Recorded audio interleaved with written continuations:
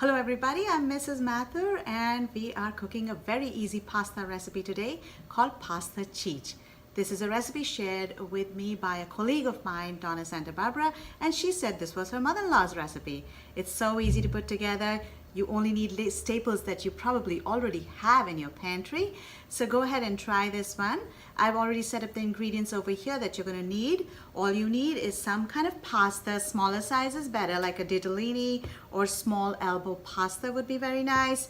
I got some olive oil here, some salt, a can of chickpeas or garbanzo beans. They're also called garbanzo beans. We got some parsley. Crushed red pepper, optional. We also have some Parmesan cheese, and I also have a handful of spinach over here. I have some garlic that I'm going to crush up, and also some black pepper. So the first thing that you're going to do when you are thinking of making this pasta is find a pot, fill it up with water, and turn the stove on high heat this time so that the water can come to a boil quickly. So that's the first thing I'm going to do, is put a pot of water on the stove for boiling. The first thing that I've done here is I've put some water for boiling. It's okay to have a cover on until the water comes to a boil. How do you recognize the water has come to a boil? You need to look for bubbles that rise up and then pop. When bubbles are rising up and popping, it means the water has come to a boiling temperature. At this point, I'm going to add some salt to it. It's important to salt the pasta water really well for good flavor. I'm going to add about a little less than a tablespoon. That's about half a tablespoon of salt. If you have more water or a bigger pot, you need to add more salt to it. So now what I'm going to do is add some pasta to it. So we are using 1.5 cups of this whole grain, small size elbow macaroni. So I'm going to put that in. That was 1 cup, and this is approximately 1/2 cup. So I'm going to put 1.5 cups of it and just wait. Now, how long to cook this for? It really depends on the kind of pasta you're using. You should read the package carefully and follow the package directions. If the package says 9 minutes, cook it for 8 minutes, I'd say, because you're going to cook it another minute in the sauce. So it's a good idea to cook it a little less rather than overcook your pasta. The pasta should have a little bite to it when you take it out of the saucepan, and it's called al dente. This pasta says 9 minutes, so I'll just cook it for 8 minutes, drain it, and then use it because it'll cook in the sauce for 1 minute. I'll just let this pasta cook over here, and I'll move to prepare my other ingredients. So look over here. I have another saucepan that is preheating now. This I'll keep on medium heat, and I'll add some olive oil to it when it has preheated, and then add the other ingredients. So there's our timer for the pasta. I'm going to turn this off, and very carefully, after informing the people around me that I have a hot saucepan in my hand, I will carry it to the sink area where I have a colander already set up. Remember, you want to touch this handle and see if this handle is hot. Sometimes it can get hot, and in that case you might need to use a hot pad to carry it. I think this handle is pretty safe to carry to the sink, so I'm just going to hold it like this. I should clear the kitchen timer because it's beeping. And I'm going to carry this to the sink very carefully. Let people know around you. So here it's going to the sink. And I have this colander already set up. So I'm just going to pour it right here. I'll leave the saucepan on the side to cool off. I let this pasta sit here for a little bit. To prepare the sauce, you want to first preheat the pan, and I can feel a good amount of heat coming into this my hand of mine when I'm waving it over the frying pan, which means the skillet is ready. So I am going to now add about a couple of tablespoons of olive oil. One swirl is about a tablespoon, another one is another tablespoon, and I'm going to just move it around. You can always measure. And I'm going to prep the garlic very quickly. I have some garlic here. You can always use pre-crushed garlic. You can whack it like that with the back of the knife remove the papery skin, crush it fine, and add it to the frying pan. So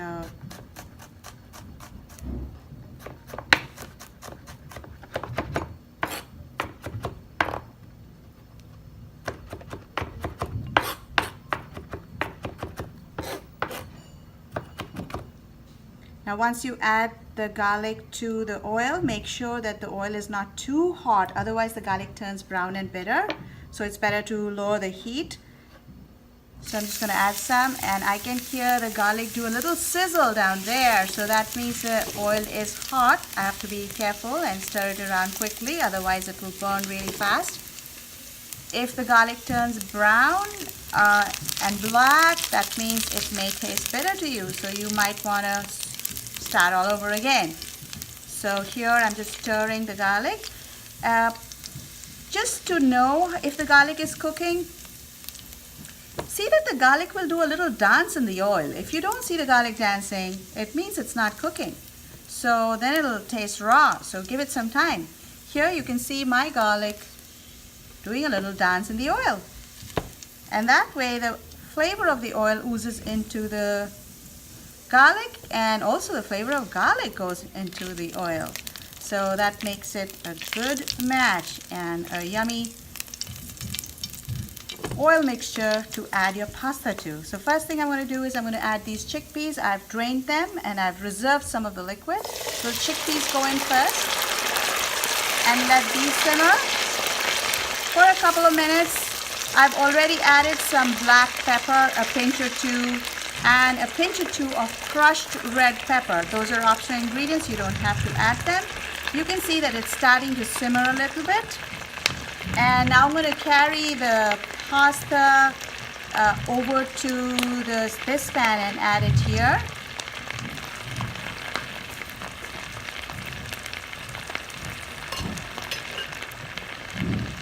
So if you notice, I was carrying this colander of pasta and I tried to keep a bowl under here just so that if there's any dripping water, it doesn't land on the floor. And once you see this liquid simmering for a little bit of time, give it a couple of minutes. Just so that, once again, you want the flavor of garlic and oil to get into the chickpeas as well.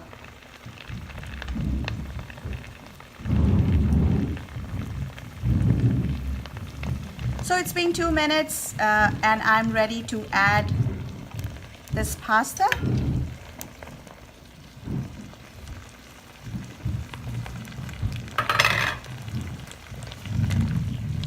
Stir it around.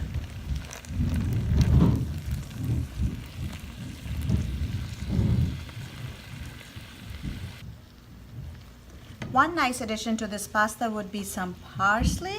So you can sprinkle some dry parsley on it. You can also do fresh parsley. That would be awesome.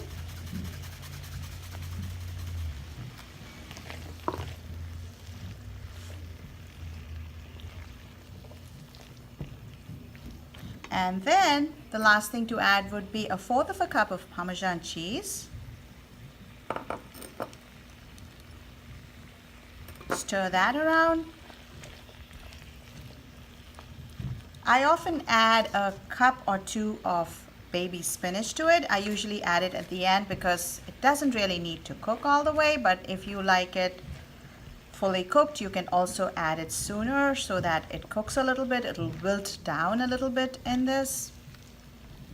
So now we have spinach there, we have Parmesan cheese, we got some dry parsley. You can always add fresh parsley.